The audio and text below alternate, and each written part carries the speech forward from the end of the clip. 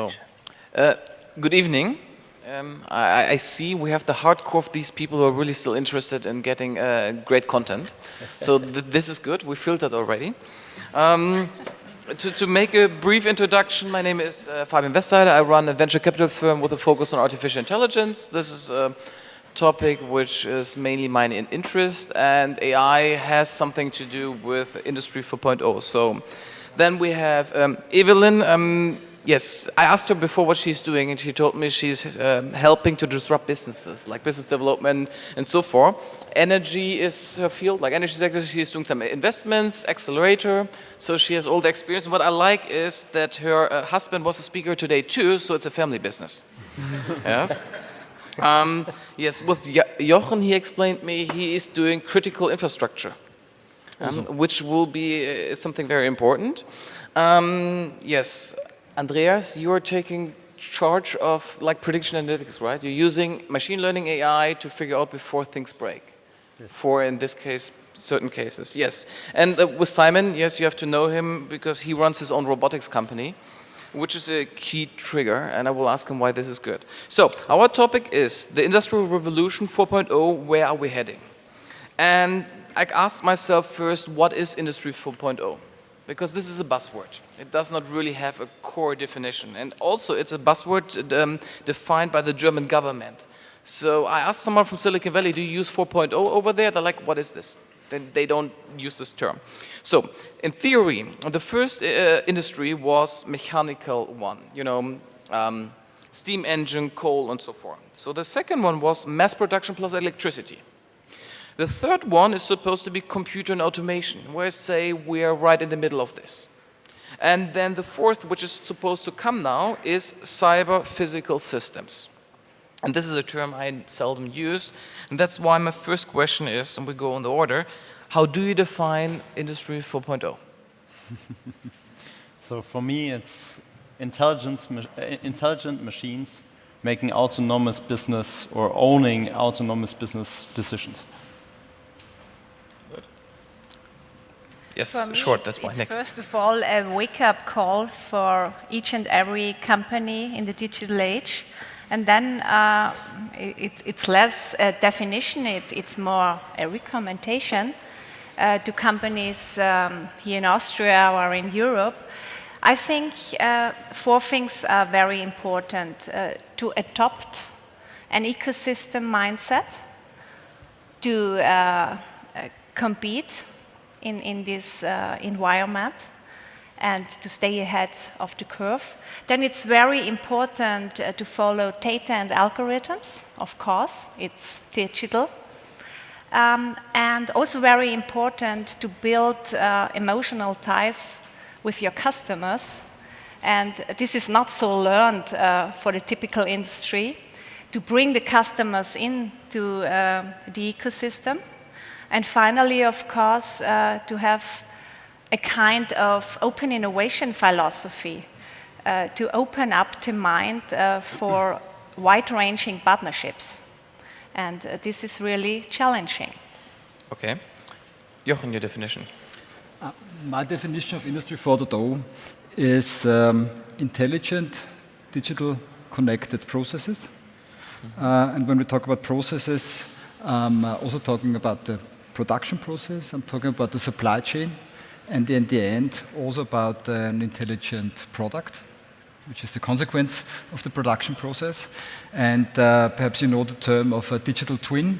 It's not just a physical asset, the process is also the representation of these assets in a digital environment. Just think about NASA, who are more or less invented the concept of a digital twin.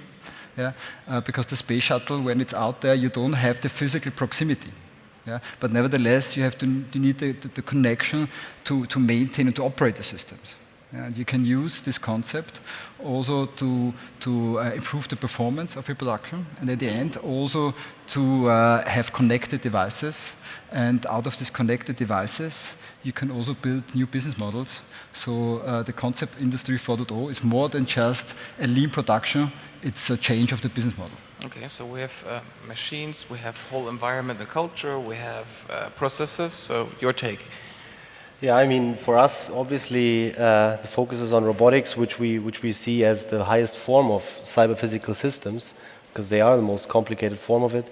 And for us, the key is actually not only to focus on keywords like smart factory, but actually because currently, when we talk about smart factories, we talk about Austria or maybe Germany or maybe a couple of other countries, but we don't look really beyond. And the reality is, we are heavily relying on manual labor today. I mean, hundreds of millions of people are working for us, so we have cheap electronic devices that we can buy at MediaMarkt.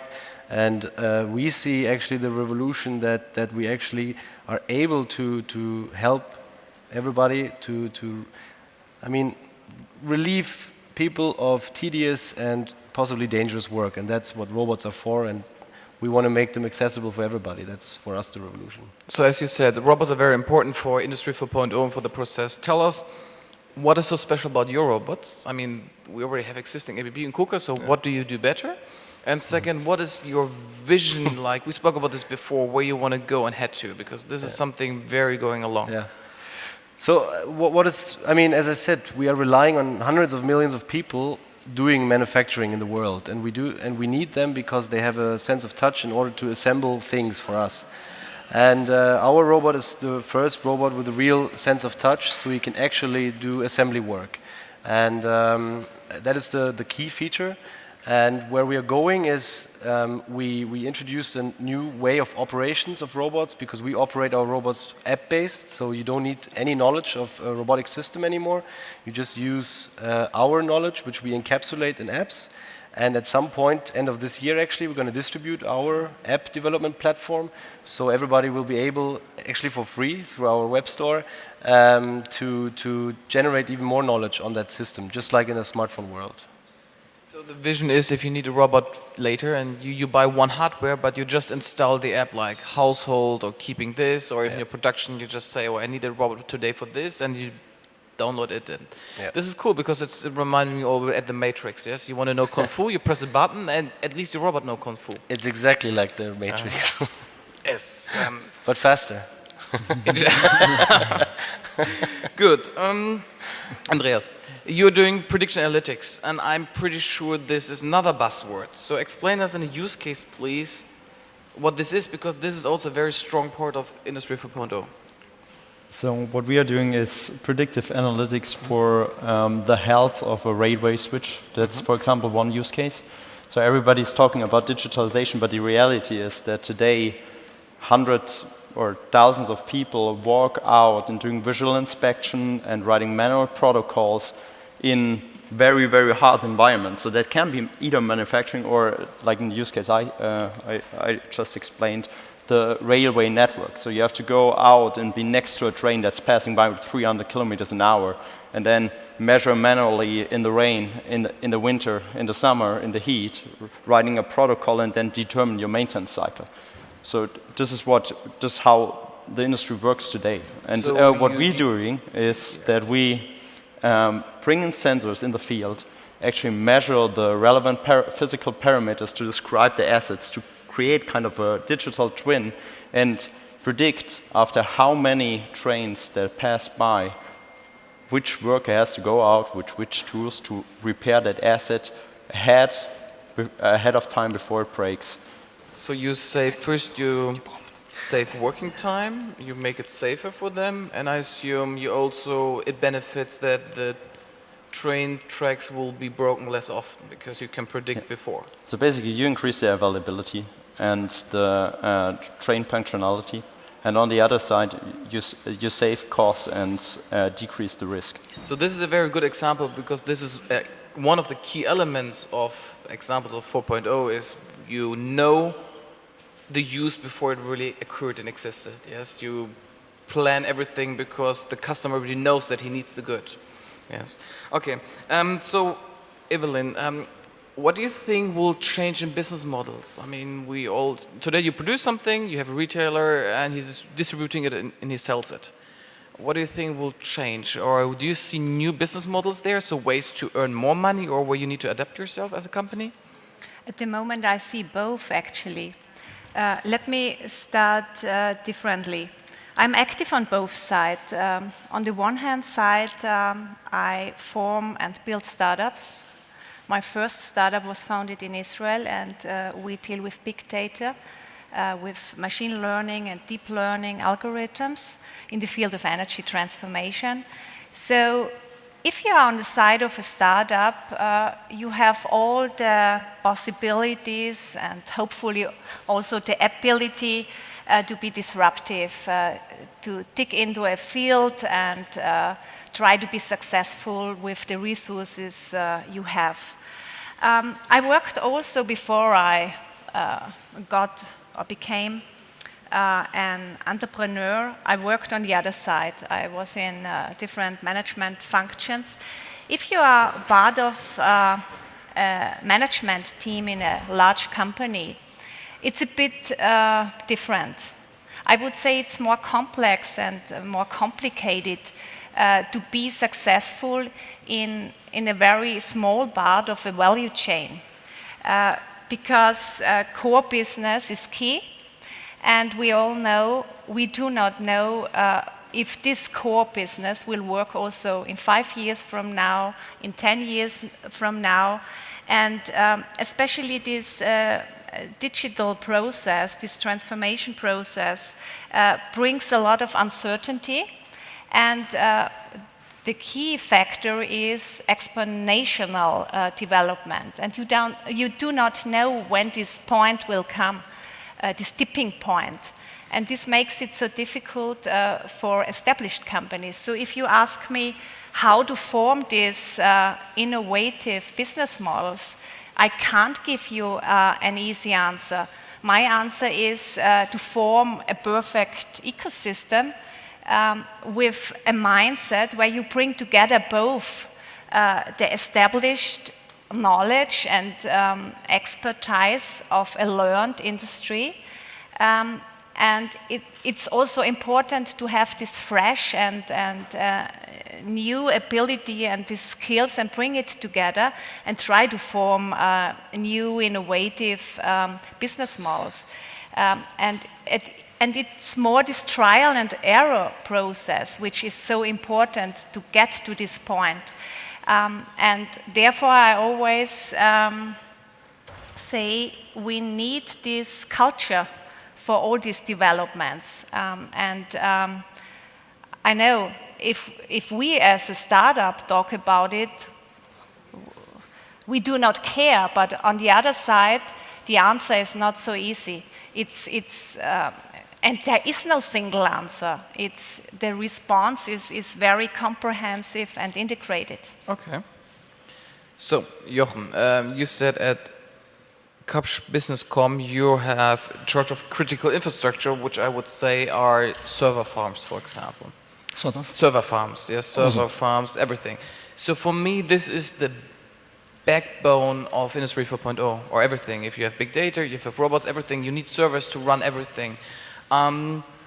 First, how do you see the growth potential there? Because I personally believe that this is still a lot of growth. We had one chart here that only 5% of the industry is already digital, 5%, so 95% is still offline. And the second is, how do you see the vulnerability, so defense, cyber attacks and so forth? We saw that Russians have very keen interest in Ukraine and they destroy media companies, they're able to hack a lot of infrastructures. And I can't run a connected industry if the core and the backbone of it is easy to attack. I mean, we all know the growth volumes, and that's the Moore's law. It's doubling regularly, but on the other side, the price is also decreasing, so more or less the volume stays the same. You get more infrastructure for less money, and we have an exponential growth of the data, of course, but an important side effect is, of course, how to deal with the data. You mentioned cybersecurity as one crucial part. We have an exponential growth of data. We have an exponential growth of sensors and connected devices. We talk about 50 billion devices in the next years and so on. Nobody can imagine. But the downside of this, of course, is how to secure this data and this connectivity and these devices. Yesterday I've been at a congress, a cyber defense congress with 1,500 people in Carinthia, organized by the Ministry of Defense. And they showed us how easy it is to take over the control of a KUKA robot. I know. Yeah, it takes minutes, yeah, because you can get the default passwords, admin passwords, just on the internet. Yeah, many of the companies just keep the default passwords, so it's easy to take them over in a few minutes. And we all know how strong they are and what they can do. And they showed us really physically, yeah, and destroyed some things there in the room. Yeah, everybody moved. So it's scary. So what is your It's advice scary. there? Because I mean, you have it. The more technology used, the more vulnerable you are. The more keys, you more locks you have, the easier one is to pick. Of course it is.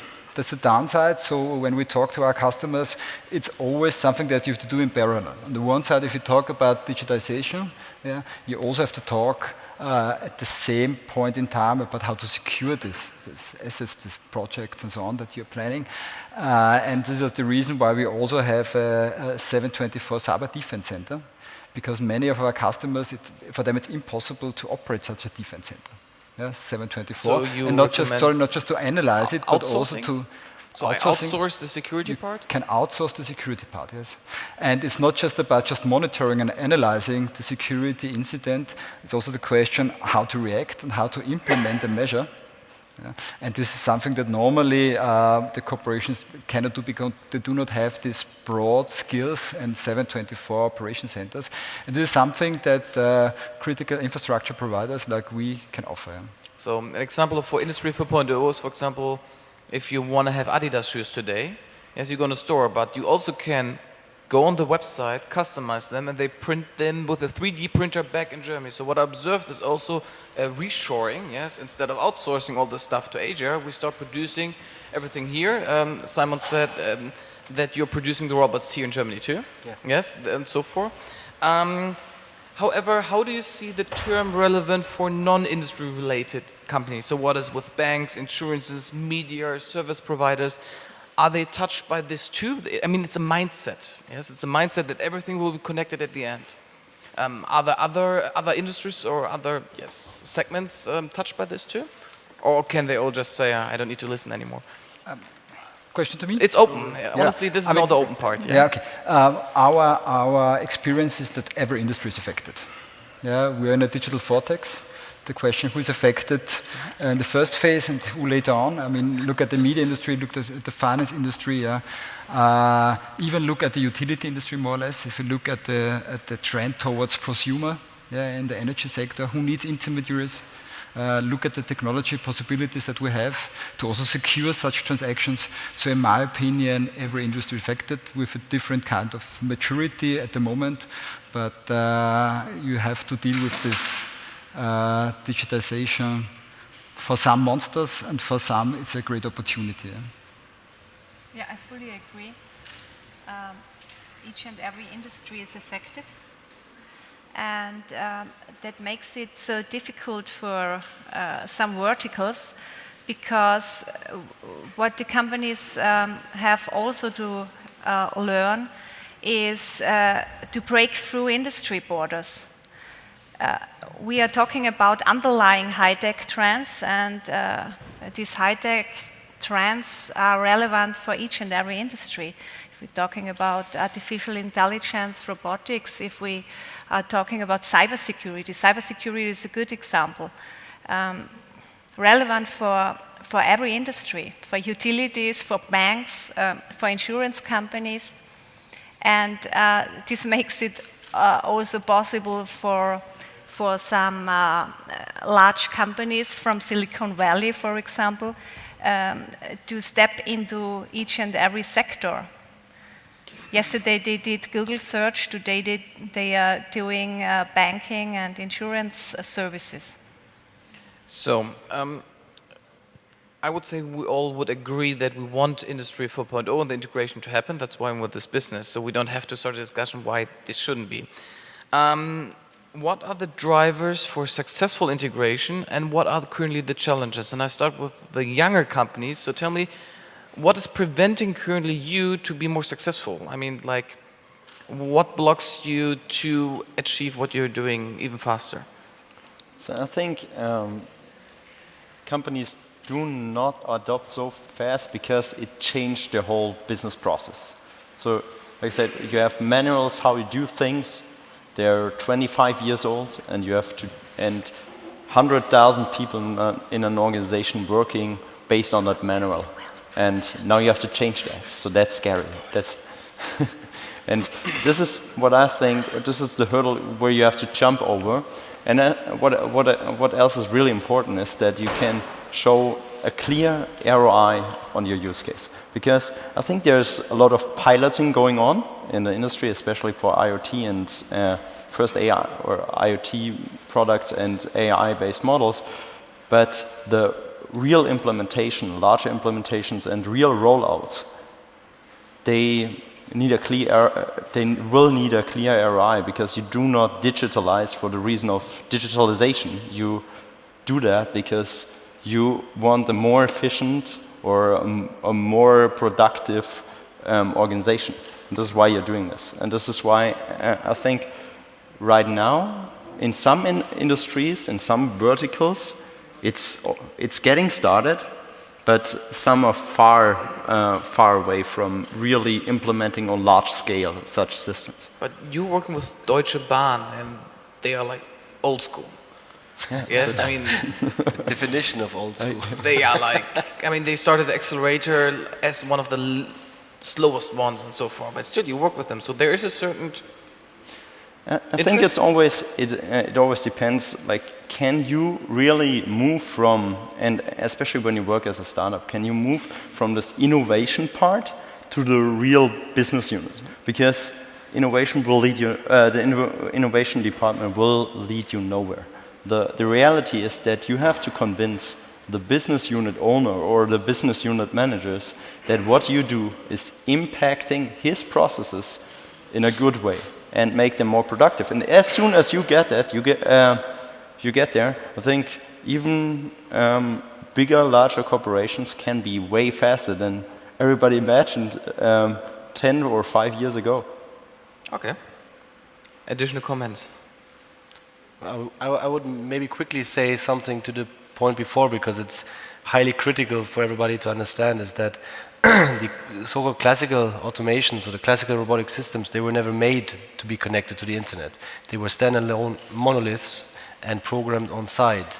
And that is why they're so easy to be hacked, because they were never meant to be connected. And suddenly now everybody opens up, and they are super fragile or vulnerable to attacks. But I don't think that is a real cybersecurity is a real problem, but not for the upcoming new companies, because we are really focused on these things. Our systems or solutions were always meant to be connected with the world, so we use, of course, state-of-the-art protection and not default passwords. I mean, that's something you should start with. And the second big problem is, right now we're using mainly all these large so-called big data machine learning algorithms on internet problems, which you cannot compare to industrial problems, because we're talking about real time, so kilohertz, sending data every millisecond. So that means it could be 1,000 times more of data that you need to store. You need to somehow make also meaningful data out of it, not just collecting everything. So these are two critical problems, but I don't think they are not possible to solve. And to your question, what makes us not, or what could make us more successful? I think also Konox is doing quite okay, and we are doing quite okay. So, but I think in our case, especially the classical automation with these giant machines and safety fences in Hollywood with their scary movies of robots, they really did not help, because people are afraid in the first place, but they shouldn't be, because the only reason or the only purpose of a robot is to help you and to relieve you of problems and not to create problems. And that is something we are really going into. So this is a good point. We come to the part, where will we be 5, 10, 20 years? I was at a workshop with the Ministry of Work, and they asked, like, what are future jobs? And I told them, well, imagine the future job. You have a huge, there's a saying, there are 2 living beings in a factory. Everything's automated. There's a dog and a human. And the job of the dog is to make sure that the human is not touching the machines. And it would mean everything's efficient, means goods are affordable, everything is just in time. I mean, we order on Amazon and it is maybe printed at the next 3D store around the corner and it's delivered with a drone within seconds, so you get everything you want very quick and fast. At the same time, already today, I mean, for those who were here in time, there were like 20 people outside with shields and signs and demonstrating for, I asked them on Twitter, they couldn't tell me, it was something about privacy. And something about that we destroy, I don't know what we even destroy. So, but the question is, they have fears, already know. And who will lose? I mean, let's say this works. Everything's streamlined, everything's more efficient. Who's on the side who's not benefiting from this? Because in your case already, we have less people going out, even if it's a job I don't like to do, I need less jobs already today. And if you succeed, I need less jobs too at the assembly line because your robot is doing it. I think there are certain perspectives to that. So in our case, one of the biggest driver of the adoption is that the people out there, in some regions, they have the average age of 55. You need 15 years to really learn about the asset and do this that you're able to do that inspection or that maintenance. So who in my age really wants to do that? And this is a question we have to ask ourselves. And I think that's one of the drivers of the adoption, first of all. So I think the so problem... German Fachkräftemangel. Right. And I think, as I said in the beginning, everybody is, you know, the picture where somebody's asking who would like everything to change, and everybody's raising their hands, and then the next question is who would like to change, and nobody raised their hand. And I think this is basically the problem which we are facing currently, that now where things are not as they were yesterday, people get nervous. But I think there will, as in every single industrial revolution, in general the wealth will get better, and there will be more jobs. And so maybe the maintenance and inspection guy is the new data scientist or application specialist of the future, and doing everything from home and telling the people how to repair. And so I think there's a lot of opportunity, and we're not 100% aware because we have not figured out, because we have not done that, and we have never been there, and that's scary in the first moment. But I think we'll touch a point where things are easy. When the first cases are implemented, things will get way easier for everybody else. So Peter Diamandis writes about abundance. He says we will come to a point where we have enough of everything. Then we had today a talk about the world after capital, which says, hey, this is just a question of efficiency.